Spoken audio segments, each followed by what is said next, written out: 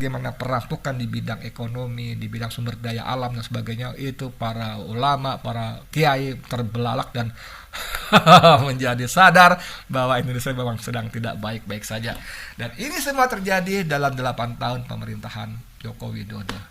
Karena kalau disahkan akan membuat negara semakin otoriter dan pemerintahan semakin otoriter nyebutnya memang ya. Bayangkan yang kita sudah dengar sebelumnya adalah ada pasal-pasal yang bisa menjerat orang dengan hukuman yang lumayan berat karena dianggap menghina kepala negara, menghina DPR, menghina polisi dan sebagainya. Jadi secara singkat dalam satu tarikan napas, ini undang-undang yang membungkam kritik. Karena pasal-pasal menghina ini sangat-sangat lentur, sangat karet, maksud saya bisa diterjemahkan sesuka-suka penguasa khususnya ya.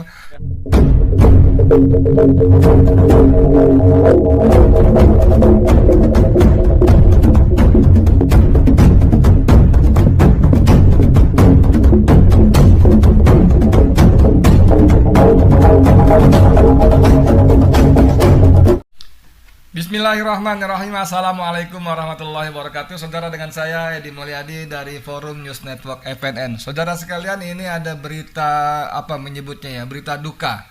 Berita duka sekaligus pemantik kemarahan menurut saya karena kita tahu RUU KUHP, rancangan undang-undang kitab undang hukum pidana yang dibahas beberapa waktu lalu, pemerintah menyebut sudah rampung. Sudah rampung dan siap untuk dibahas lebih lanjut.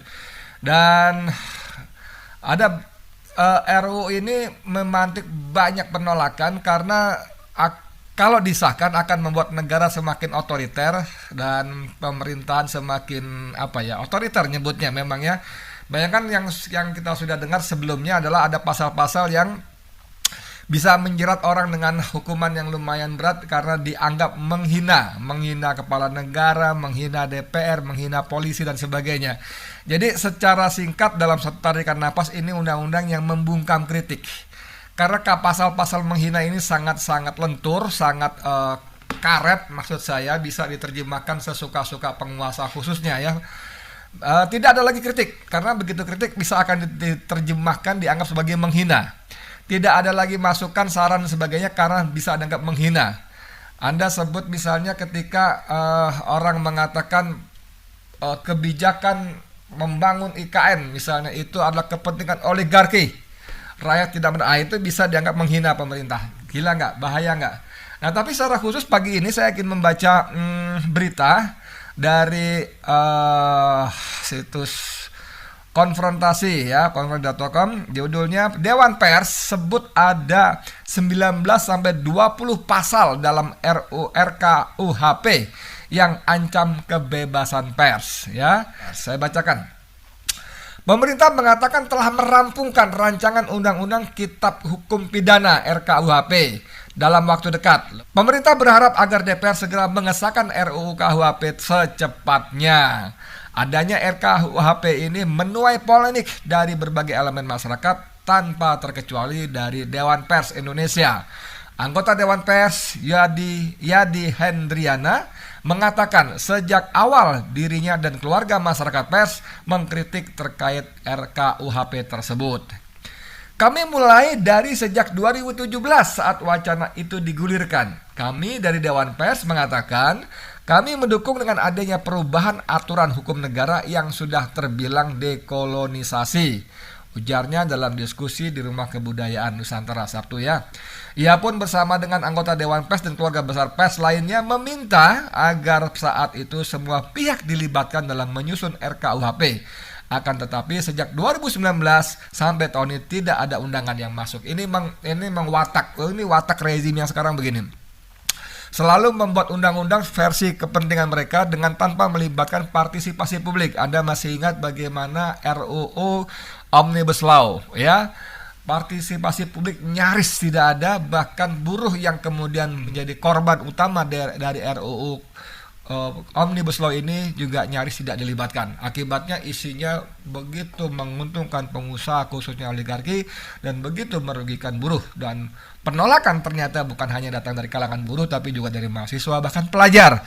Anda masih ingat foto yang legendaris itu anak SMA yang di Jakarta Utara, kemudian kita ketahui ya namanya siapa, yang pakai masih baju abu-abu, celana abu-abu baju putih dengan memegang bendera merah putih dikelilingi oleh asap gas air mata. Wah, itu foto itu sangat heroik ya, ikonik, dan itu menjadi bukti bahwa anak-anak yang disebut waktu itu STM ya, pakai SMK, STM itu juga ikut turun ke jalan menolak RUU Omnibus Law, dan waktu itu juga kalau nggak salah revisi Undang-Undang KPK, yang semuanya bermuara pada kepentingan oligarki politik, oligarki ekonomi yang membangun kekuasaannya, membangun permodalnya dengan cara-cara yang melanggar hukum, mengabaikan nurani, mengabaikan kemanusiaan dan sebagainya.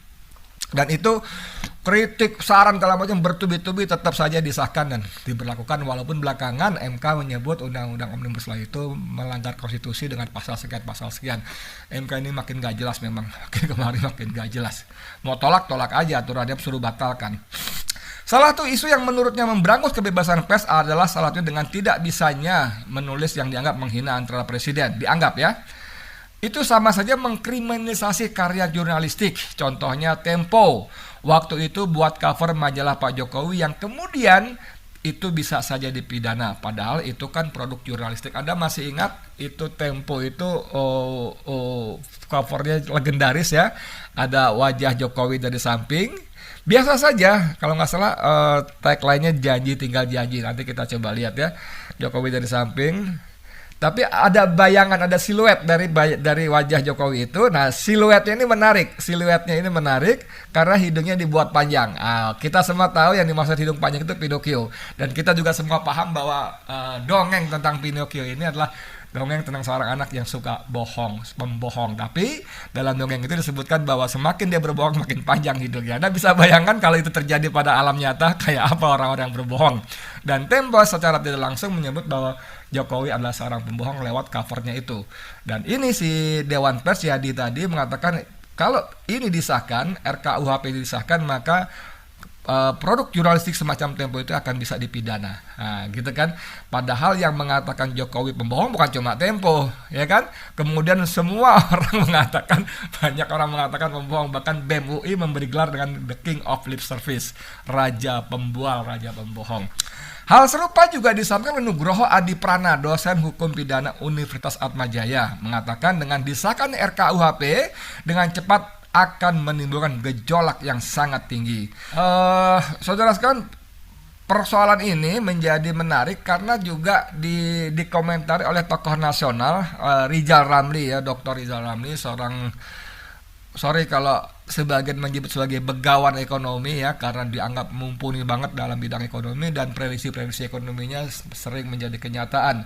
Ketika tahun 97 misalnya orang semua yakin ekonomi bagus, IMF, Bank Dunia, Barat memuji-muji pertumbuhan ekonomi dan sebagainya, tapi tiba-tiba Rizal Ramli mengatakan ini ada gelembung yang akan pecah tidak lama lagi, 1-2 tahun lagi. Dan kita tahu 98 kemudian pecah menjadi krisis ekonomi yang akhirnya menggulingkan Soeharto yang 32 tahun berkuasa.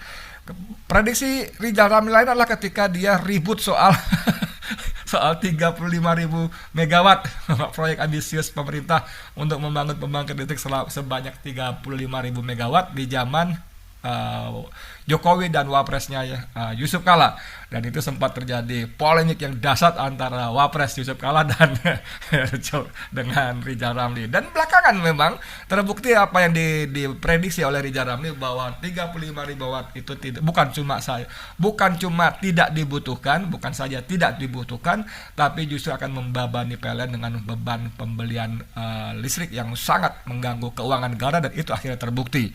PLN nyaris bangkrut dan sekarang dipecah-pecah oleh Erick Thohir dengan diecer jualan ke sana kemari. Kalau mau tahu soal PLN, baca artikel-artikel Ahmad Daryoko ya. Ahmad Daryoko ini fokus betul dengan PLN. Nah, pada konteks ini Rizal Ramli menulis dalam cuitannya, Dr. Rizal Ramli ya, Ramli Rizal Dia mengatakan Mas Ed Jokowi tidak pernah berjuang untuk keadilan dan demokrasi. Menarik manfaat dari demokrasi bisa. Presiden karena demokrasi, setelah berkuasa pangkas demokrasi, semakin otoriter. Jadi Rizal Ramli ini dengan mencantumkan, menyertakan tautan berita yang tadi saya bacakan tadi ya. Dewan Pers sebut ada 19 sampai 20 pasal dalam RKUHP yang ancam kebebasan pers. Saudara sekalian, Anda tahu bahwa pers ini oleh sebagian orang, kalau tidak mau sebut sebagian besar orang, dianggap sebagai pilar keempat demokrasi. Pilar ketiga yang sudah kita kenal adalah eksekutif, yudikatif, legislatif, dan pilar keempatnya demokrasi. Pilar keempat adalah pers. Karena pers seperti Undang-Undang Nomor 40 tahun 99 tentang pers itu berfungsi sebagai alat hiburan, pendidikan, Ada 4. Satu lagi kritik sosial, kontrol sosial. Nah, pers ini bisa menjadi balance, check and balance bagi kekuasaan yang seharusnya, yang seharusnya mendengarkan suara rakyatnya dalam sebuah alam demokrasi yang memberi ruang untuk berbeda. Nah, kalau RKUHP ini disahkan, maka yang disebut dengan ruang berbeda tadi tidak ada, dan pemerintah bisa sesuka-sukanya melakukan apa yang mereka kehendaki. Tentang RKUHP ini, Rizal Ramli juga menulis tweet yang lain, yaitu sebetulnya dia bukan menulis tweetan ya, tapi dia hanya men-tweet ya. Ini dari Andri @andri19633 ya. RR ingatkan pemerintah Jokowi semakin otoriter. Dewan Pers sebut ada 19 sampai 20 pasal dalam RKUHP yang ancam kebebasan pers. Nah, ini juga menyertakan berita yang sama dari konfrontasi ya. Tokoh nasional Dr. Rizal Ramli atau RR mengingatkan bahwa Presiden Jokowi dipilih melalui demokrasi, tapi malah memasung demokrasi. Mas Jokowi tidak pernah berjuang untuk keadilan dan demokrasi. Dia menarik manfaat dari demokrasi. Dia bisa jadi presiden karena demokrasi. Setelah berkuasa, dia pangkas demokrasi, semakin otoriter, kata RR, mantan Menko Ikuin Presiden Gus Dur. Saudara sekalian, memang memprihatinkan. Kita tahu Jokowi adalah bagian dari produk reformasi yang dulu digulirkan oleh para aktivis 98 ya. Yang memang sebagian besar barangkali sebagian masuk ke lingkaran kekuasaan, menikmati kekuasaan. Termasuk Jokowi yang diuntungkan dengan reformasi yang ingin menumbangkan kekuasaan Soeharto yang dianggap otoriter. Nah, gitu kan, yang dianggap otoriter, yang penuh dengan KKN, korupsi, kolusi dan nepotisme. Tapi ternyata setelah berlangsung sejak 98 sampai 2000, jadi 26 tahun ini, apa yang diperjuangkan tidak menjadi terwujud, bahkan cuma ganti aktor saja. Dan khusus pada RKUHP ini adalah mustahil pemerintah khususnya Jokowi tidak tahu ada pasal-pasal yang memang didesain seperti itu yang membungkam kebebasan berpendapat, kebebasan pers. Kritik tidak boleh, mengkritik pemerintah, presiden, DPR, polisi bisa diancam pidana. Ngeri sekali. Belum kalau kita bicara soal penjaraan di sistem ekonomi ya. Kemarin di Jawa Barat itu ada Kongres Ulama Jawa Barat. Ada beberapa pembicara seperti Said Didu, ada Ubaidillah Badrun, ada Sahganda Nenggolan, ada siapa lagi, beberapa tokoh lain, Natalius Pigai dan lainnya. Jadi menarik juga ya, acaranya Kongres Ulama tapi salah satu pembicara lain Natalius Pigai yang jelas-jelas bukan Muslim, dia Katolik, tapi dia dihadirkan sebagai tokoh aktivis HAM. Menarik sekali dalam kongres. Saya hadir di sana, alhamdulillah. Dalam kongres yang diselenggarakan itu dihadiri oleh para kiai, umumnya pemilik pondok. Jadi di Garut itu banyak sekali pondok, ratusan mungkin ribuan, saya nggak tahu, terlalu banyak, dan beberapa di antara sekitar 200 orang hadir, dan mereka pada umumnya para pemilik pondok, dan dijelaskan bagaimana situasi Indonesia belakangan ini sedang tidak baik-baik saja.